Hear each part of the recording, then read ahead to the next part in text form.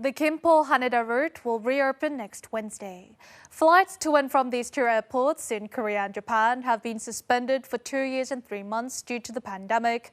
The number of flights will begin with 8 per week and gradually increase, and tourism exchanges between the two countries are expected to thrive. The GIMPO-HANEDA air route is the shortest flight route connecting Seoul and Tokyo. The so-called Golden Route used to record 98% reservation rate during peak seasons. Annually, between 1.8 and 2 million people flew on this route. But the pandemic forced GIMPO Airport to suspend all international flights from March 2020. The route is reopened after 2 years and 3 months. The Korean government agreed with Japan to resume the operation of the GIMPO-HANEDA route from June 29.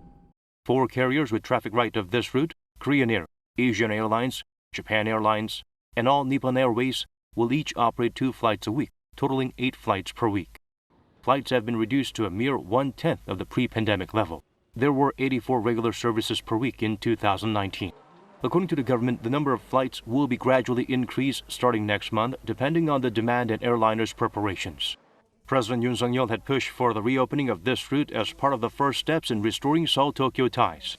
The South Korean government had aimed for flight resumption earlier this month, but last-minute working negotiations dragged on longer than expected. Seoul plans to boost bilateral exchanges by holding tourism roadshows in major Japanese cities later in the year. The Korean government started issuing short-term tourist visas this month, allowing Japanese nationals to travel freely to Korea. But Japan still accepts only group tourists and does not allow individual travelers to enter the country.